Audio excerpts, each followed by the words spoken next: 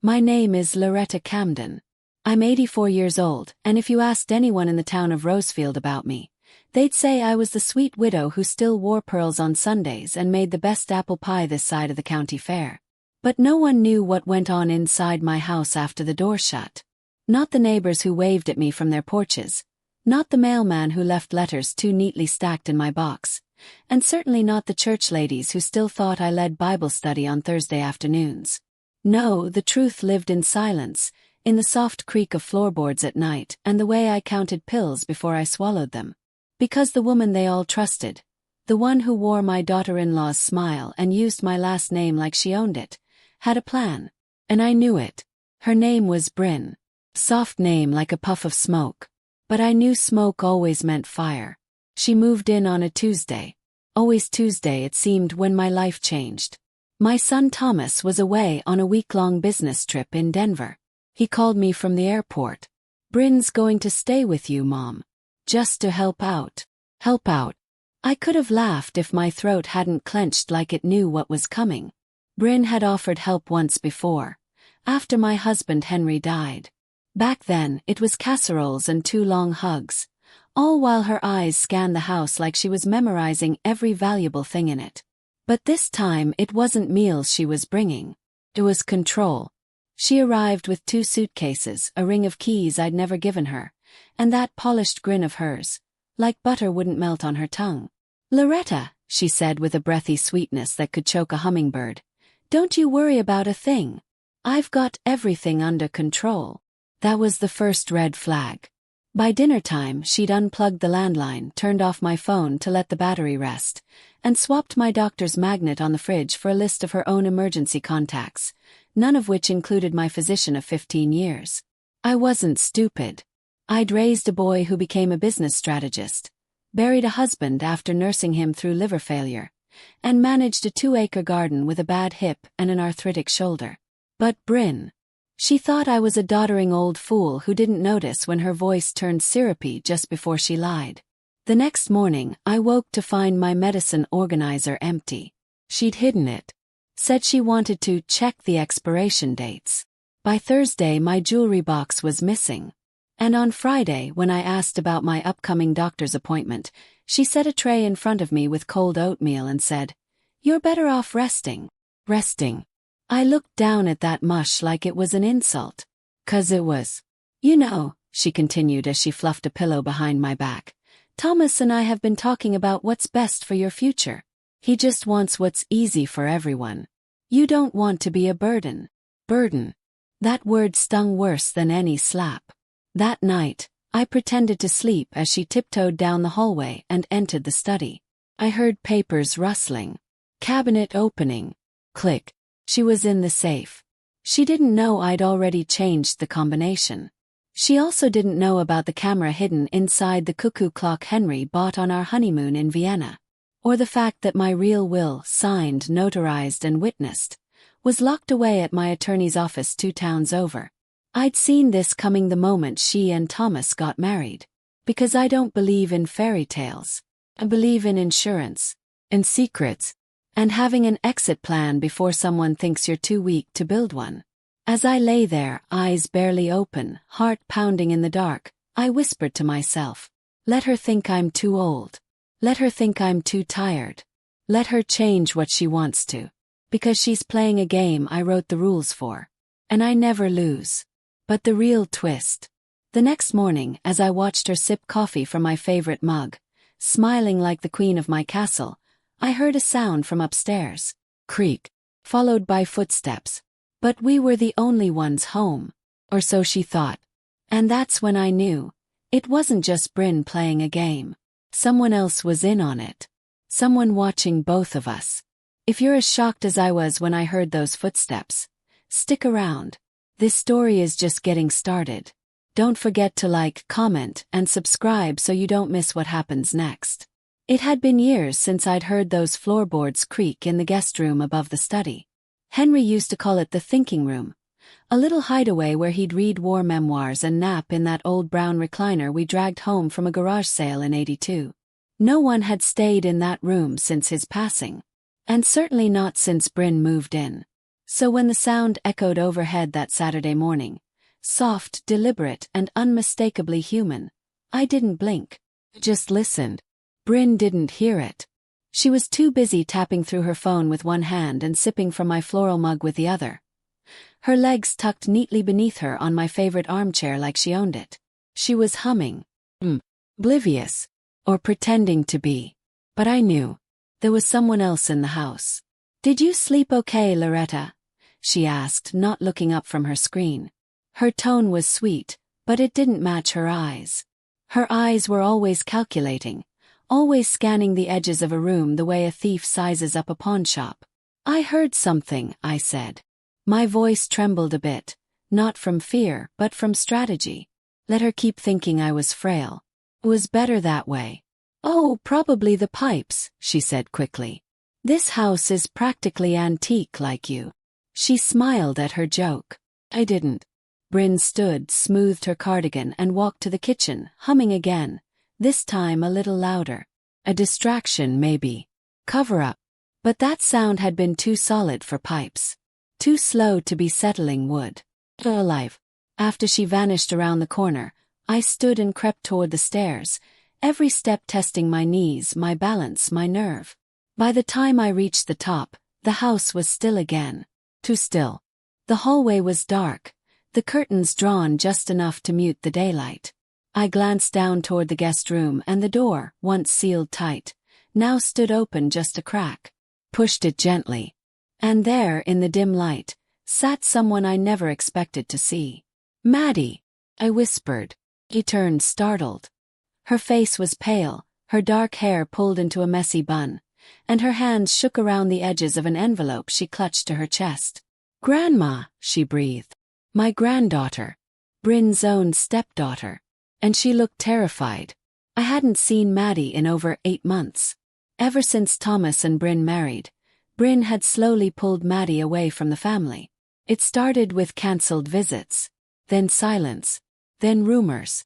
I figured Maddie had moved on, started college, built a life of her own. But now here she was, in my house, in hiding. "What are you doing here?" I asked softly, rushing to her and kneeling beside the recliner. "I came to warn you," she whispered. "She's going to take everything." I closed my eyes for a moment, a breath catching in my throat. Known. Course I had. But hearing it spoken aloud, from someone so close, struck differently. It turned suspicion into confirmation. "She changed the will," Maddie said. "Or she's trying to." I overheard them talking, her and someone else on the phone. "She said it had to be done before Dad got back." My fingers curled into fists. My heart was thudding now, not from fear, but from a strange surge of something else. Determination. "What's in the envelope?" asked. Maddie looked down. "Copies. From Dad's safe. I took photos when he left his office door open last week. I don't know everything, Grandma, but I know enough. There are bank transfers. A property deed in Brynn's name. Even a restraining order filed against you, but never submitted. She's building a case," I whispered. "In case I resist." "She wants you declared incompetent," Maddie said. "She said if you can't make decisions for yourself, then she and Dad can take over. Full control. She even mentioned putting you in a care home." I laughed then, a sharp, bitter sound. "She thinks she's clever." "But you knew," Maddie said, nodding. I nodded back. "Good," she whispered, her voice steadier now. "Because I have a plan." We spent the next hour whispering in the corner of the guest room, laying out every detail. I showed her the camera inside the cuckoo clock. She showed me a second flash drive with footage from Brynn's last visit to Dad's office, videos of her rifling through documents, deleting emails, even calling her own attorney. "She thinks everyone's asleep," I said. "She thinks no one's watching," Maddie added. "She's wrong." That afternoon, I returned to my armchair, letting Brynn serve me lunch like nothing had happened. She smiled, asked if I liked the soup, told me we'd go through a few things later, said it like she was asking, but her eyes gave away the command beneath it. Maddie stayed hidden. The house returned to silence. But I was ready now. Let her dig her claws deeper. Let her spin her web. Because spiders forget one thing: they don't just trap prey. They reveal themselves in the web they weave. And mine was almost done. And just before the day ended, just as I pretended to nap on the couch, Brynn took one last misstep. She stood at the foot of the stairs, her voice low but loud enough to reach my ears. "We're almost there," she whispered into her phone. "By Tuesday, she won't own a damn thing." Beat of silence. Then she added something that froze my spine. "And once the lawyer signs off, she'll be out of our lives for good. One way or another. One way or another." But she didn't know. The lawyer she was planning to deceive. He wasn't just mine. He was also my friend. And he was already working for me. Because I wasn't waiting for Tuesday. Well, Monday was mine. I didn't sleep much that night. Not out of fear but focus.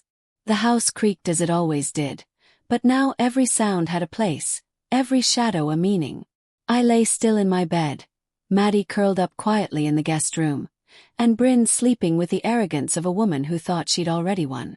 Let her think that. Because dawn was coming.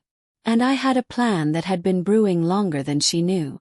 Back in 1991, after Henry had his second stroke, we met with a lawyer named Vincent Harrow. Vincent wasn't your typical suit and tie man. He was a veteran like Henry, with kind eyes and a mind like a steel trap. He helped us draft not just a will but something smarter. A living trust. One that bypassed probate, avoided the courts, and locked in our assets under my control, even if I became incapacitated. It was Henry's idea. "Don't trust the future, Loretta," he'd said, his hand trembling in mine. "Protect it." I never told Thomas. Never told anyone. But I did tell one person. Vincent. And that man had kept every paper, every amendment, every update. Even the one I filed after Henry passed, leaving my portion of the estate to Maddie in the event of misconduct by any direct heir. Misconduct. Like theft.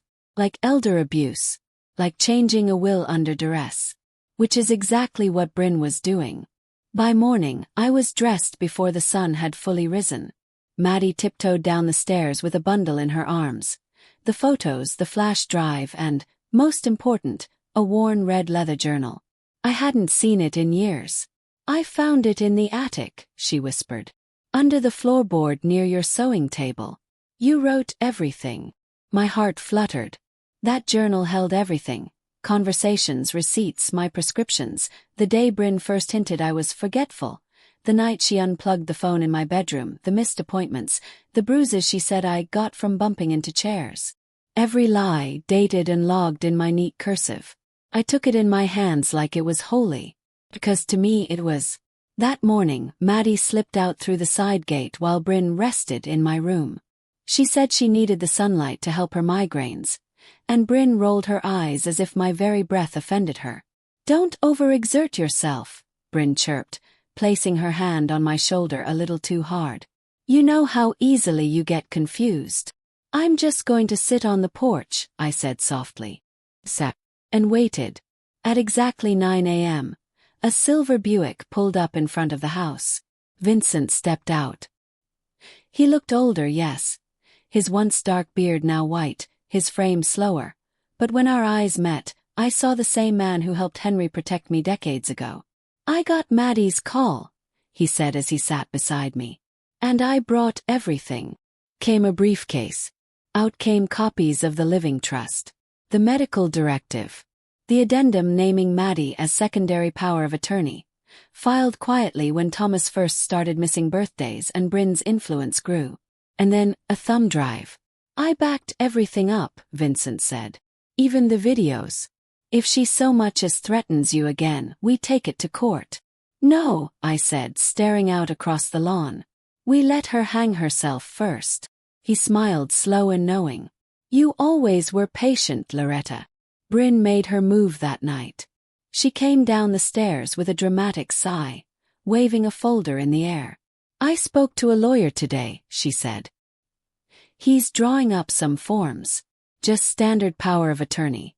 Nothing complicated." I didn't respond. She raised an eyebrow. "It's for your own good." We don't want you making decisions that could hurt the family, right? I tilted my head. Which family? She blinked. What? I just wonder sometimes which family you mean. Yours. Mine. Or just yourself. Her lips tightened. Let's not be difficult, Loretta. Wouldn't dream of it, I replied, smiling. She handed me the papers. Sleep on it. We'll go over them tomorrow. Took them. Read them. Every clause was a lie.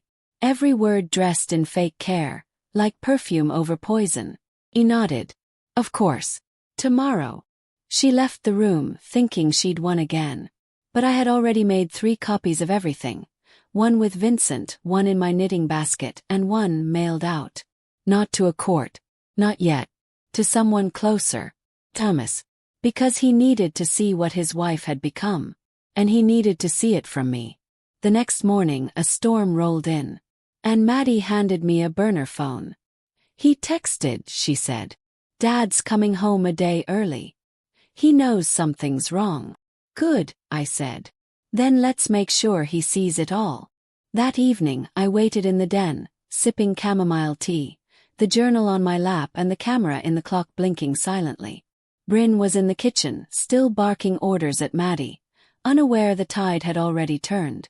When the front door opened and Thomas stepped inside, bag in hand, hair damp from the rain. His face was exhausted. But when he saw me, when he saw the red journal, and the papers in Vincent's briefcase, his face didn't show relief, showed something else. Shame. Because deep down he'd suspected. He just hadn't wanted to believe. But the truth was in front of him now. And Brynn was about to walk into a room full of ghosts she created. Thomas didn't speak for nearly 2 minutes. He just stood there, dripping from the rain, suitcase by his feet, staring at the red journal in my lap like it was a grenade about to blow apart the life he thought he knew. The fire in the den crackled behind me, casting long shadows across the room, while Maddie hovered silently in the hallway, watching her father finally see the cracks in the story he'd been fed for years. Mom, he said at last.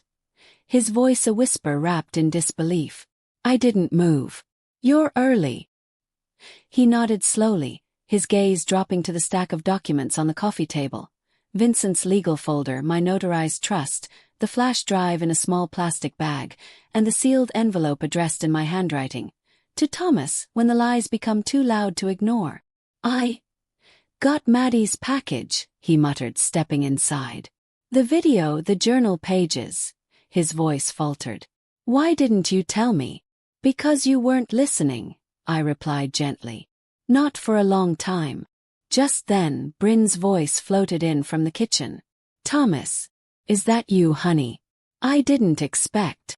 She rounded the corner, her smile bright and prepared, until she saw what was waiting in the room.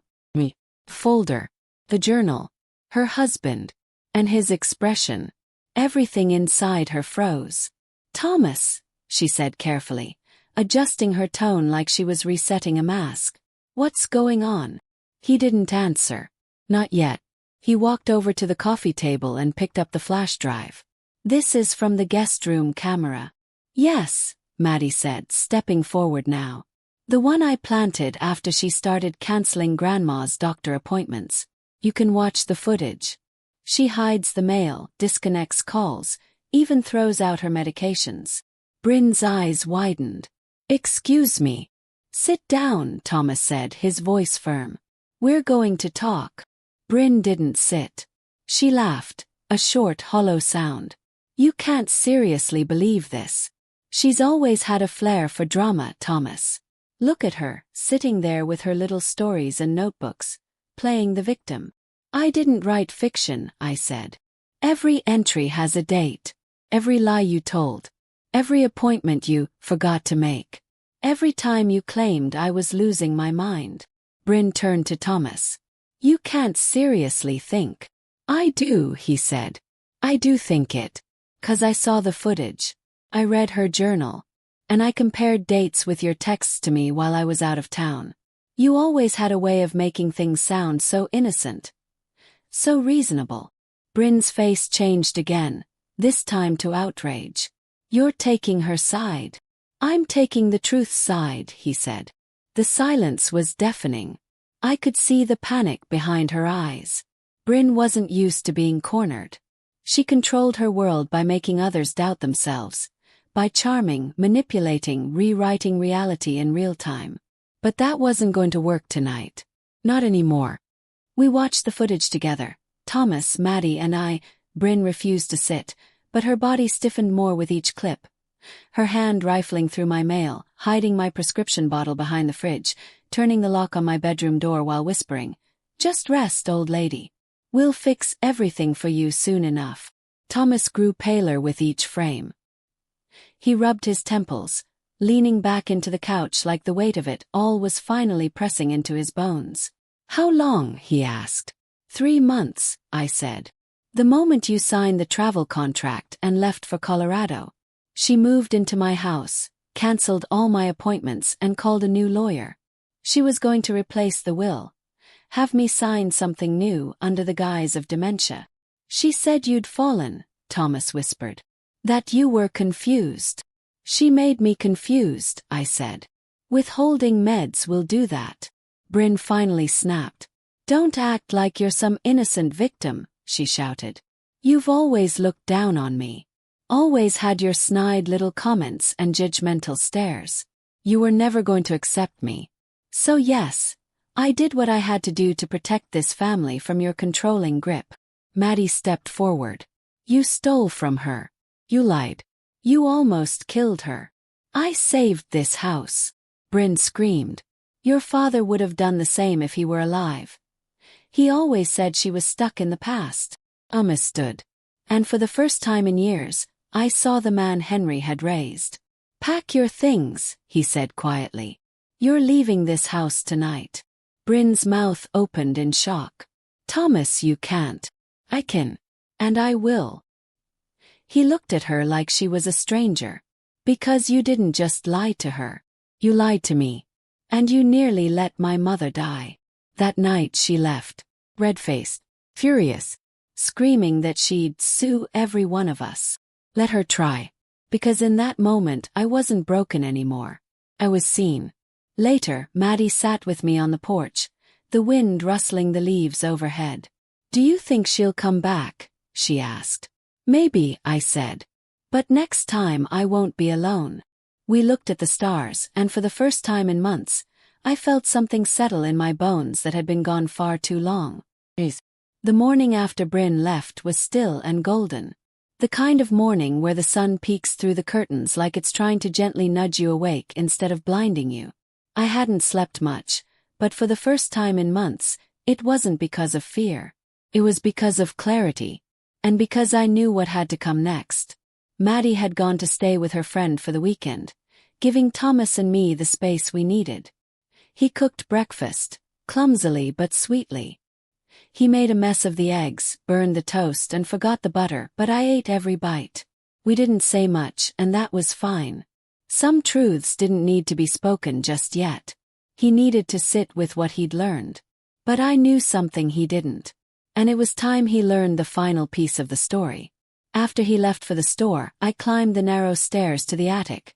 Slowly, carefully, my cane tapping gently with each step.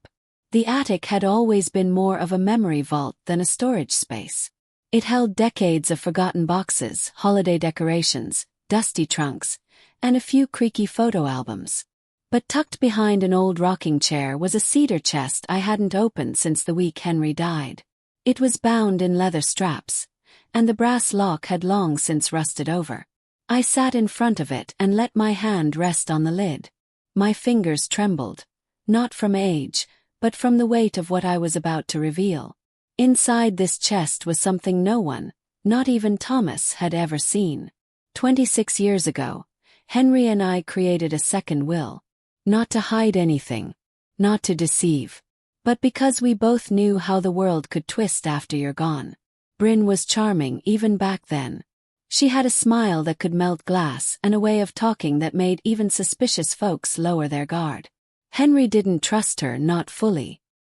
He once told me, "That girl's got ambition in her eyes, not love." I thought he was being harsh. Now I know he was right. So we wrote a separate will. one that protected our family's history, our land, and the small nest egg we had stashed away in a private account tied to the very first deed of this house.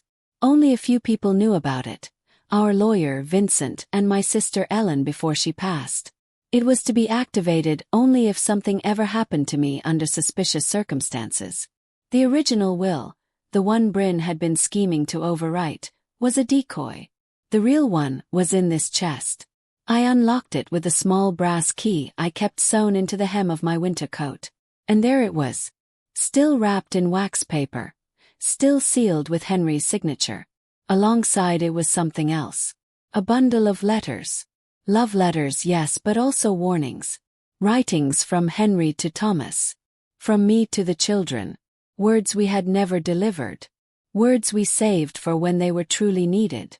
I pressed one to my chest and whispered, "It's time."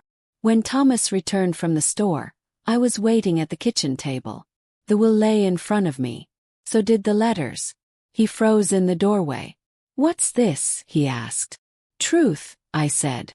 "All of it." He sat across from me slowly, like he already knew what it was. I explained everything. The dual wills. The secret account. The hidden protections. And how close Brynn had come to ruining all of it. He didn't interrupt once. Only after I finished did he speak. "You thought I wouldn't protect you. I thought you'd be blind," I replied gently. "And I was right. But I also thought you'd never come back. That I'd have to handle it all myself." He swallowed hard, his voice low. "I'm so sorry, Mom." "I don't need sorry," I said. "I need your spine. And your name on this." I slid the notary documents across the table. "We're going to file the real will tomorrow. With Vincent. And we're going to ensure that everything Dad and I built, everything worth protecting, never ends up in the hands of someone who would silence me again." He nodded slowly. "I'll do whatever you need." I placed a hand over his. "Then read the letters. All of them. Because they were meant for you." That night he did. I watched from the hallway as he sat by the fire, letter after letter falling from his hands like autumn leaves. He wept, quietly. The kind of weeping a man does when he realizes he's been asleep while his mother was being buried alive under a smile. And when he finally came to bed, his eyes were red, but his spine was straighter. I knew then we weren't just surviving. We were preparing for something bigger. Brynn hadn't even begun to see the storm we had gathered, but she would. Started with a knock. Not the soft kind that asks permission. No, this one rattled the front door like it was trying to make a point. Loud, sharp, unapologetic. The kind of knock you'd expect from a sheriff with a warrant, or worse, a neighbor with a bone to pick and a crowd watching from the hedges. I opened the door slowly, cane in hand, expecting the worst. It was Brynn. Hair curled, sunglasses on top of her head like a tiara, manicured fingers clutching a phone she didn't bother to put down. And standing beside her, a local news reporter holding a camera. Behind them, a woman from Adult Protective Services and some young man I didn't recognize, holding a clipboard and wearing a smug expression that screamed, "I'm here to save the day." "Eleanor," Brynn said, all fake sweetness and loud enough for the camera to catch. "We're here to make sure you're okay." I didn't move. Didn't blink. The woman from the agency stepped forward. "We received a report that you may be in distress. That you might not be of sound mind or capable of managing your affairs." "From whom?" asked, though I already knew. Brynn smiled. "Anonymous tip. Course." I looked past her to the cameraman. "Are you filming?" "We're doing a story on elder abuse," he said quickly, clearly coached by Brynn. "On how older Americans are often manipulated and isolated by those close to them. And I suppose I'm the helpless victim." "Yes." Brynn stepped forward, reaching as if to touch my arm. "It's okay, Grandma. You don't need to pretend anymore. We're here to help you." I almost laughed. Almost. But instead I turned and walked inside, slow and deliberate. "If you want to know whether I'm of sound mind," I said, not looking back, "then come see for yourself." They followed me into the living room. Brynn first, smug as ever. The reporter trailing her like a shadow. The protective services woman trying to remain neutral but curious. And the man with the clipboard already scribbling notes like he was preparing for court. I sat in my chair by the fireplace, adjusted my glasses, and handed them each a copy of something I had printed just that morning. It was a notarized letter from Vincent, my attorney. A legal affidavit confirming that I had full mental capacity, had completed a medical evaluation that very week, and had officially filed a motion to recognize the original will Henry and I had written all those years ago. The woman read it first, then passed it to the clipboard boy. Their faces dropped in unison. Brynn snatched the paper from them and scanned it. This isn't real. You're confused. Someone's been feeding you lies. I leaned forward, my voice calm but slicing. I'm not the one pretending, dear. The social worker stood up. This changes things. We'll need to review this before we can continue. The reporter cleared his throat awkwardly. Is this not what we were led to believe? I nodded toward the door. I believe you all know the way out. But Brynn didn't move. Not yet. She stood there, her face stiff, her eyes darting. You think this changes anything? You think a piece of paper means you get to win? I stood, cane in hand, steady as a tree that's weathered bigger storms. Oh, Brynn, you have no idea what I've already survived. And you certainly don't know what's coming next. They left, one by one. Even the cameraman, who looked mildly embarrassed to have been a part of it.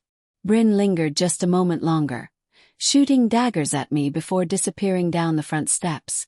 But the damage was done, only not to me. To her. Because the story she had tried to tell had turned to ash in her hands. Her attempt to paint me as unstable, incapable, alone. It had backfired. By that evening, the local Facebook groups were already buzzing. People talking about the woman who exposed her manipulative daughter-in-law live on camera. A blurry screenshot of me holding the affidavit made its rounds, and someone had even captioned it. Granny with receipts. I didn't need viral fame, but it helped. That night, Thomas sat with me on the porch, the stars above us quiet and cold. She's not done, he said. You know that, right? He nodded. She'll try something else. What do we do? I looked out at the street, where the porch light spilled onto the walkway like a golden warning. We let her come. What Brynn didn't know, what she couldn't know, was that I had already set the final domino in motion. And the person holding the match was someone she'd never suspect. The knock on my door the next morning was different. Not a threat. Not an ambush. Not someone coming to take anything away. It was soft, hesitant. I almost didn't hear it over the sound of the kettle whistling. I hobbled over, still in my robe, opened the door, and nearly dropped my cup of tea. It was Gina, Brynn's sister. The sister no one ever talked about. The one who moved out of state after a falling out no one in town could quite explain. The one who hadn't been seen in over a decade, not even at their father's funeral. Her hair was shorter now, her eyes sunken but alert. She looked like someone who'd seen storms from the inside and finally learned how to row. Gina. I blinked, unsure if I was hallucinating. Is that really you? She nodded, lips trembling as she held out a worn manila envelope. I know what she's been doing to you, Eleanor, she said softly. And I can help you stop her. I stepped aside without a word and let her in. She sat on the edge of the couch, envelope clenched between her hands like it might bite her. Her eyes darted around the room, drinking in the old photos, the scent of cinnamon and clove in the air, and the quiet. She looked more like a child in a grown woman's skin than the shark I remembered from back when she and Brynn used to run that boutique together downtown. I always liked you, she said, almost embarrassed. You were the only one who ever saw through her. I tried, I said. But I failed. Gina looked up sharply. No, you didn't. You survived her. And with that, she placed the envelope on the coffee table and slid it toward me. What's this? Asked. Proof. Inside were printed emails, handwritten notes, receipts, things no one else would have access to. Bank withdrawals made in my name but routed through fake online vendors Brynn created. Appointments cancelled from my doctor's office phone number. But not by me. Insurance documents she forged using my digital signature. One email in particular made my stomach turn. It was from Brynn to a lawyer, asking how to legally dissolve a will that had never been filed, mine, and suggesting a replacement that conveniently left everything to her. "Why are you giving me this?" I asked, my voice barely above a whisper. Gina looked down at her hands. "Because I know what it feels like to be erased." And just like that she began to talk. About how Brynn had isolated her from their family, spread lies about her mental health, and manipulated her into signing over a chunk of their family business years ago. "She made me doubt myself so much," Gina said, wiping a tear. "I thought I was unstable." I reached over and squeezed her hand. "You weren't. You were just in the path of someone who feeds on control." She nodded. "And now she's doing it to you." We sat together for a long time that morning, the sunlight crawling across the rug in slow stripes like time itself was listening. Eventually Gina leaned in. "She thinks she's invincible," she said. "But if we act fast, we can stop her from finishing what she started." "How?" She pulled out a flash drive. "There's video. Of her going into your jewelry box while you were at the clinic last month. Of her deleting your messages to Dr. Hightower from your tablet. Of her telling the lawyer you weren't mentally competent anymore. I used to back up everything. She never changed her passwords." My heart hammered in my chest. "Will it hold up in court?" She nodded. "If we get it in front of the right eyes." That afternoon we drove to Vincent's office together. He watched the video 3 times. Asked questions. Took notes. Then sat back in his chair, hands steepled. "This is more than enough," he said. "She won't know what hit her." But I wasn't satisfied yet. "I want to do this the right way," I said. "No pettiness. No shouting match." She tried to erase me quietly, so I'll undo her lies with grace. "But she will feel it." Vincent smiled. "I think we can arrange that." That night, as I stood in my garden watering the lavender, Thomas walked up the drive, his face pale. "She's planning something," he said breathlessly. "I overheard her on the phone. She's trying to rush the new will through with a notary. Tomorrow," she said. "Once this is done, I don't care what that old woman thinks." I wiped my hands on my apron.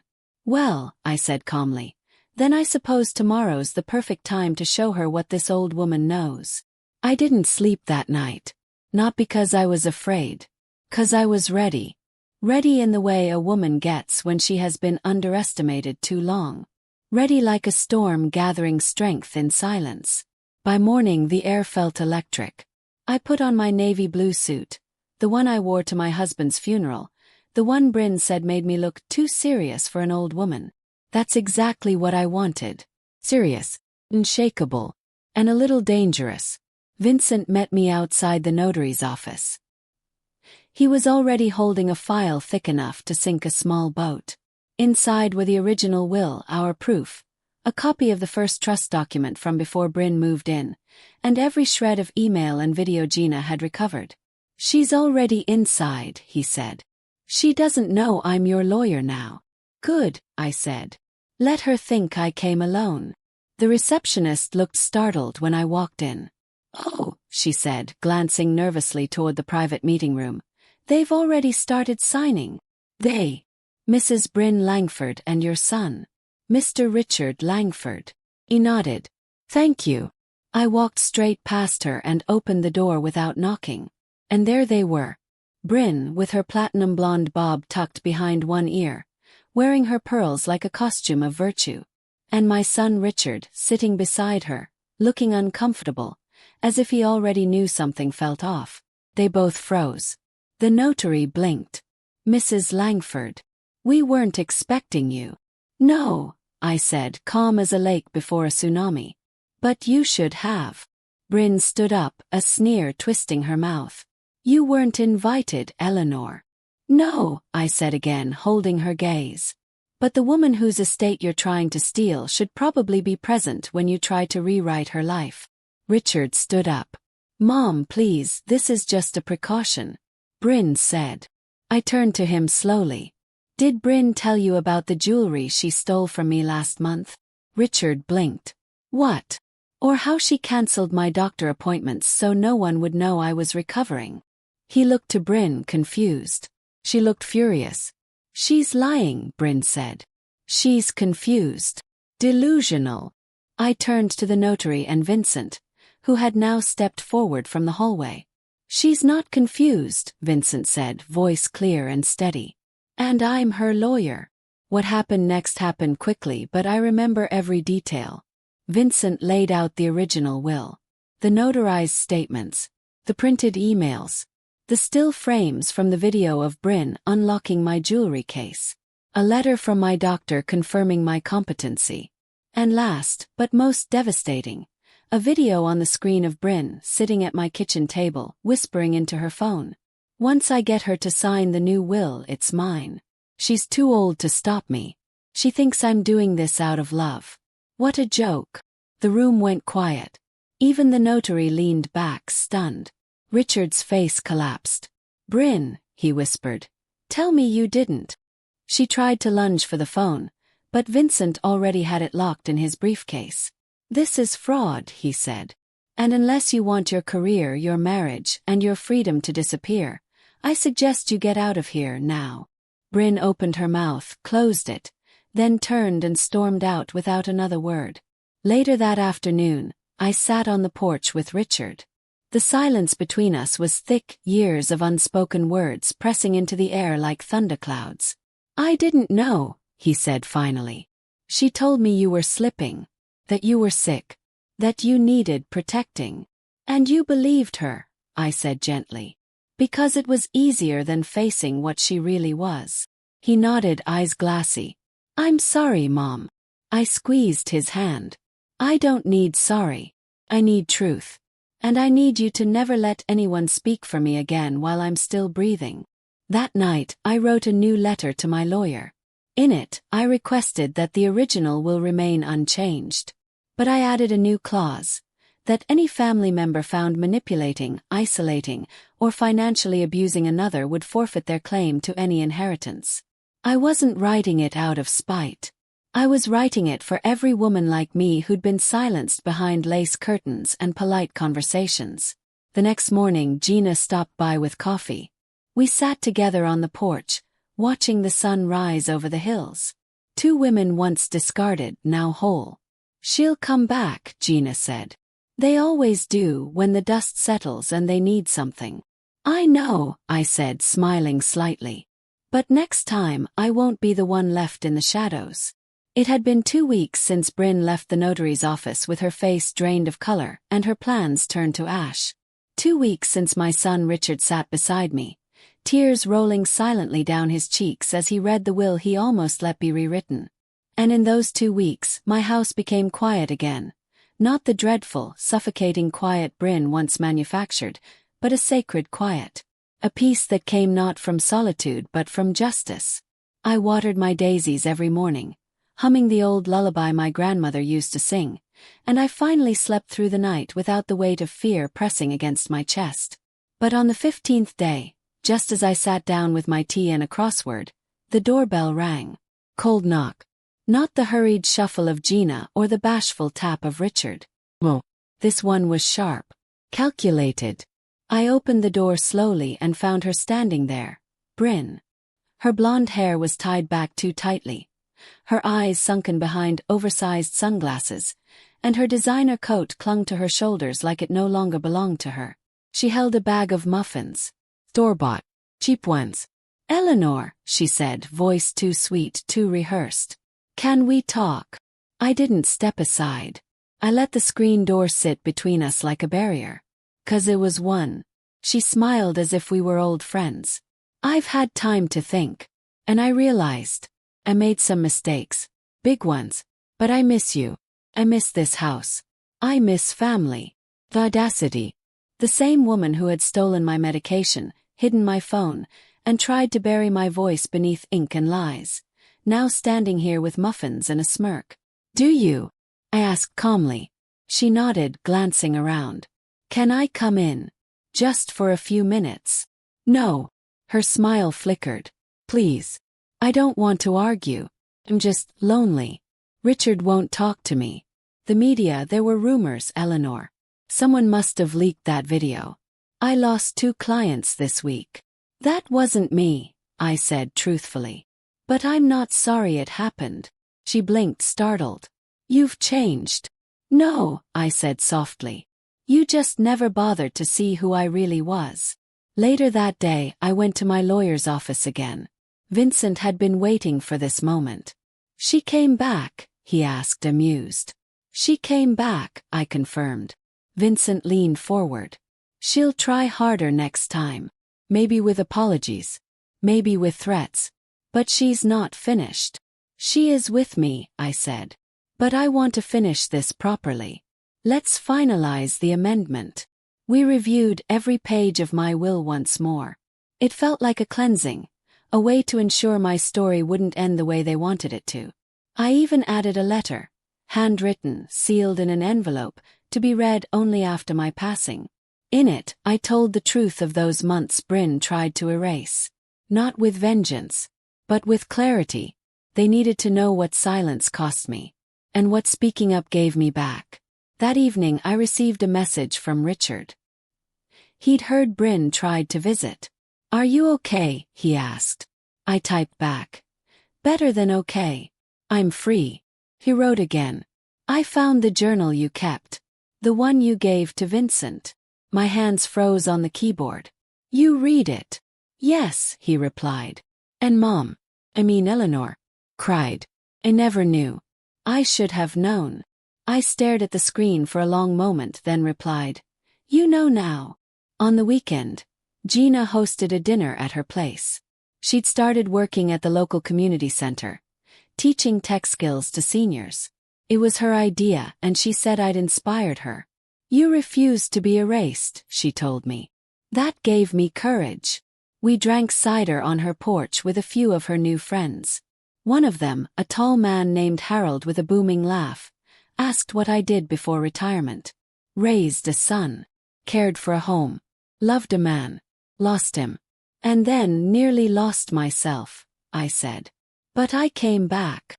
The next morning, a small envelope arrived at my doorstep. No return address. Inside was a photo. One I hadn't seen in over 20 years. It was from my 50th birthday. Me standing in the backyard garden with Richard and little Gina. Brynn had taken the photo. I'd forgotten it even existed. On the back, in shaky handwriting. I kept this. Because part of me did love you. No name. But I didn't need one. I folded the photo slowly. And burned it. Because love doesn't live in shadows. Or lies. Or manipulation dressed as kindness. Love lives in truth. In protection. In quiet, powerful boundaries.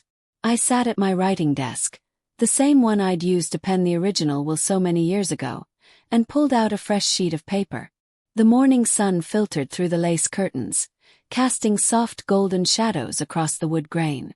My hand trembled, not from weakness, but from the sheer weight of what I was about to do. This letter. It wasn't for the courts. It wasn't for Brynn. It wasn't even for Richard. It was for me. Final record. A truth that would survive me. Dear reader, if you are holding this letter, I am no longer among you. But my voice, I pray, will linger like the scent of lilies in spring. Quiet, persistent, and unmistakably mine. I was born Eleanor Mayfield in 1943 in a little farmhouse outside Charleston, South Carolina. I learned to braid hair before I could write cursive, and I fell in love with the sound of screen doors slamming and gospel music floating down dirt roads on Sundays. I married young. Too young. But love in those days wasn't measured by years or logic. It was sewn into quilts, packed into school lunches, and whispered through hardship. I gave my life to this family. And for a long time that was enough. Until it wasn't. There came a day when my hands, the same ones that rocked cribs and wiped tears, were deemed too old to matter. My voice, once sought after, became an inconvenience. My presence, a burden. They called it rest when they took away my schedule. They called it safety when they cancelled my appointments. They called it love when they hovered, dictated, and isolated me from the world I built. But I know what it really was. It was erasure. Low, intentional, and cruel. Brynn, you will find no vengeance here. Just the mirror you tried to avoid. You underestimated the quiet ones. You mistook my stillness for weakness. But you see, I watched you long before you watched me. I saw the way you filtered every room for power, the way you manipulated love into currency. You moved in like a caretaker, but you weren't here to care. You were here to inherit before I was even gone.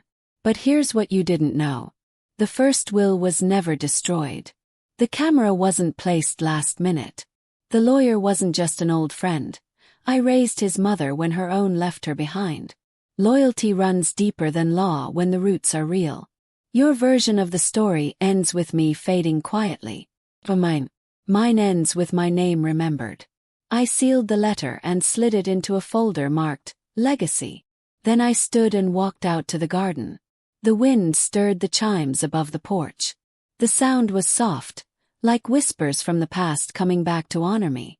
Gina arrived just after noon. She'd brought a young girl with her mentee from the senior tech class. A sprightly thing with curious eyes and a camera slung over her shoulder. "We're starting a digital storytelling project," Gina said. "Oral histories from elders in the community." I told her yours is the one that started it all. "Is that so?" said smiling. The girl looked up. "Would you be willing to share your story on camera?" I nodded slowly. 'Cause why not? My voice had been stolen once. Now it was time to record it. For the world. For history. For every grandmother who was ever silenced in the name of convenience. The day I passed, they said the funeral home overflowed. Gina organized everything. Richard read a letter aloud, the very one I wrote. Brynn didn't speak. She stood at the back in a black dress, eyes fixed on the floor. Later, after the service, Richard approached her. He didn't scream. He didn't shame. He simply said, "You could have loved her. But you chose control." And walked away. The house was left to Gina. Not because Richard wasn't my son, but because she saw me. The garden was preserved. My journals were donated to the library under a section called Women Who Refused to Disappear.